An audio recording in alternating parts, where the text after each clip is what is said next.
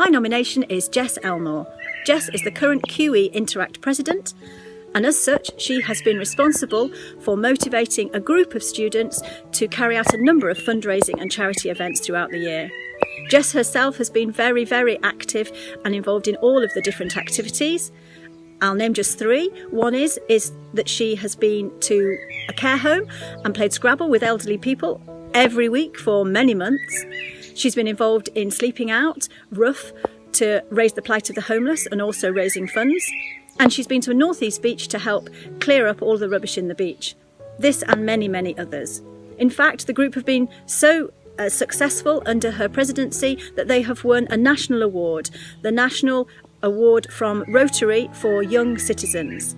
So this is a brilliant achievement, and she has recently been on the BBC, a big experience for her, explaining about it. In addition to all her Interact work, Jess also has attended all the open evenings since she's been at QE, explaining to students about the travel and tourism course.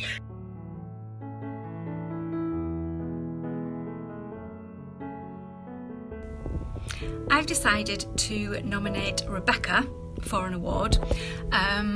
Since I first met Rebecca at the beginning of December last year, she has continued to inspire me with her positive, proactive approach to everything. Rebecca has worked relentlessly at her academic subjects, and she's participated in all tutor group activities. I think what strikes me most about Rebecca is the way she is always there to support other students. She helps other students in a very discreet and sensitive manner. She's given her time not only to people outside of college but other students within college. Her list of volunteering experience is vast. She's done all sorts of things. She's been a librarian, Young Enterprise. She's involved in the Debating Society. She does work with the NCS, raising money for different charities. The QE Wellbeing team. Rebecca has been fully involved in college life. Since lockdown, she has had some family illness to cope with, and she did this brilliantly by being a huge support at home and making sure at the same time she kept on top of her college work. Such determination, I think, is rare, and Rebecca's passion for her subjects is further evidence of how she's an example to us all of her positivity and commitment.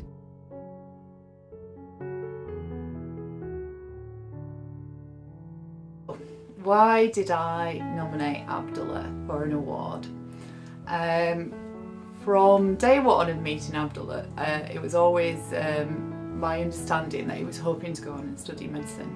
However, as he's coming to the end of his time at QE, we got into some conversations because I received an application for him to go to St Teresa's Hospice to do some volunteering there, and to go into St Teresa's Hospice and to work alongside people requiring palliative care, people who were requiring end-of-life care, which are some of, I imagine, to be the most emotionally challenging places to work.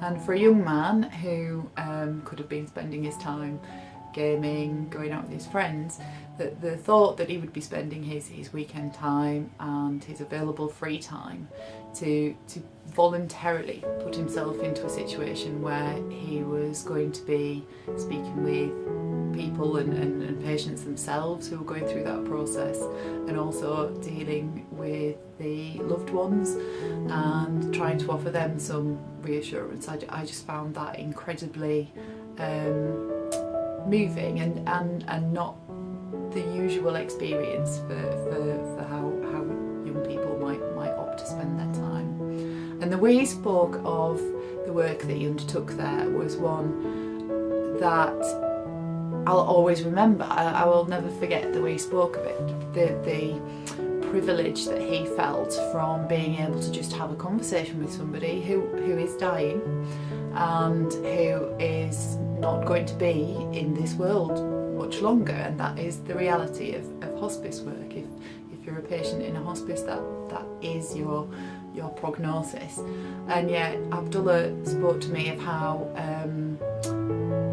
much he got from it, how nice it was to be able to share some words, talk about the weather, talk about the news, talk about how they were feeling, and to be able to be alongside people in what are some of the hardest moments of their lives. And I just feel that in the years to come, if I were to find myself waking up in a hospital bed in a situation where I was requiring care from somebody, that I would be absolutely honoured to discover that Abdullah was my doctor or my consultant, because I know that he has a heart for the work that he's hoping to go in to do, and I know that he will be incredibly reassuring, an incredibly calming influence, and somebody who